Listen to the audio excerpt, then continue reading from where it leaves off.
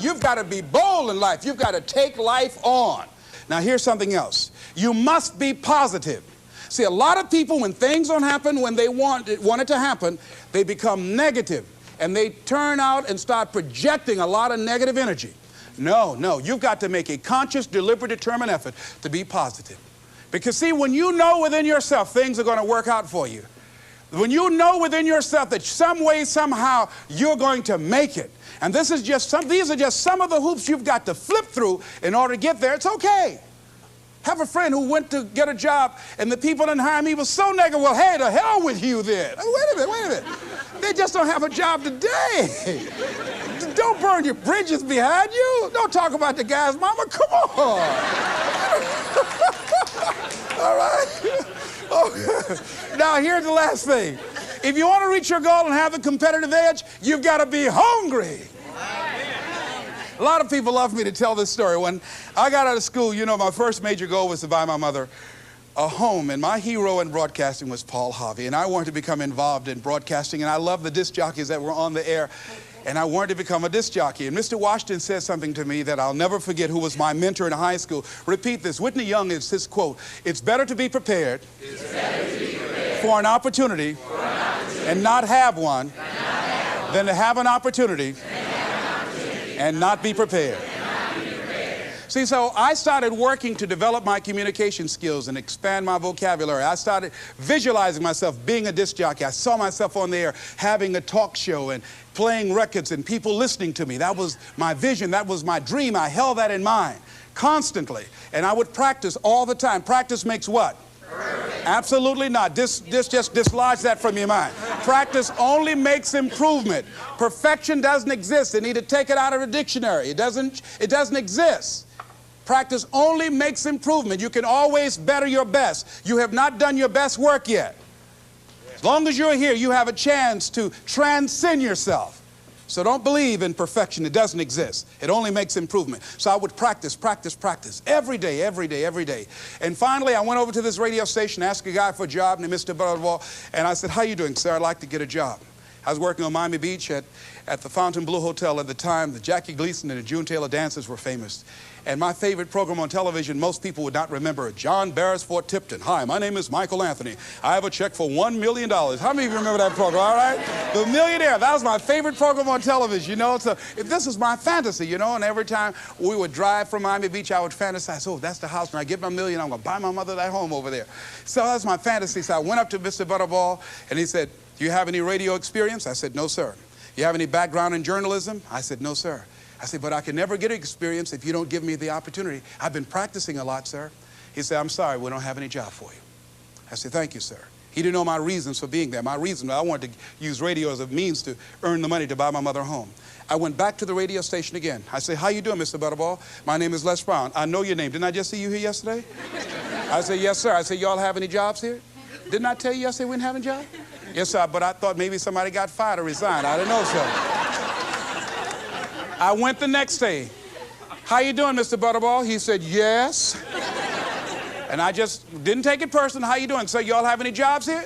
Didn't I just tell you yesterday and the day before we didn't have any work? Well, I thought maybe somebody died, sir. I didn't know. I went the next day, showed up like nothing was wrong, like I saw him for the first time. How you doing, Mr. Butterball? Y'all having here? He said, boy, make yourself useful. Go get me some food. I said, yes, sir. See, many times when you want more, you've got to be willing to pay your dues.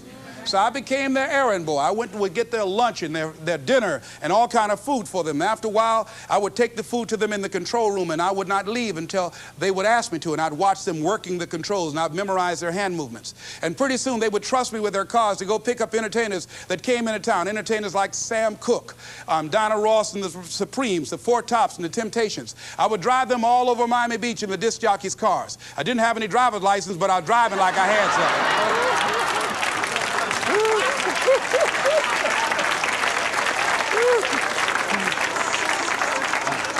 Finally, one day I was at the radio station, and a guy by the name of Rock was drinking while he was on the air.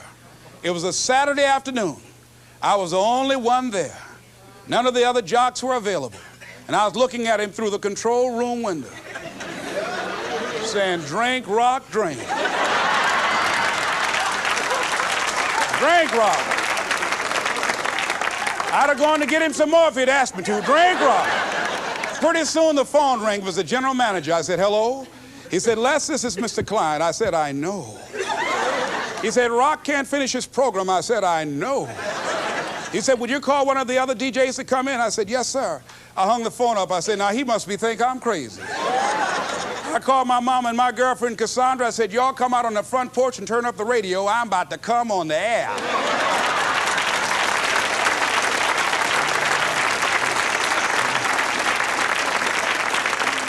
I waited for about 20 minutes and I called him back. I said, Mr. Klein, I can't find nobody.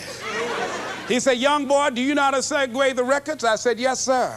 He said, go in there and don't say nothing here. I said, yes, sir. I couldn't wait to get behind those controls. I put the headphones on. I said, look out, this is me, LB, Triple P, Les Brown, your platter playing papa. There were none before me and there will be none after me. Therefore, that makes me the one and only. Young and single and love to mingle, certified, bona fide, indubitably qualified to bring you satisfaction, whole lot of action. Look out, baby, I'm your love man. I was hungry.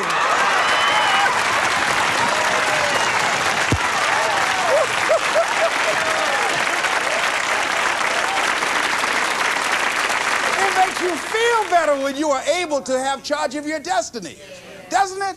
Gives you a good feel. Gives you choices. You can do more things. See, my first major goal was to buy my mother a home.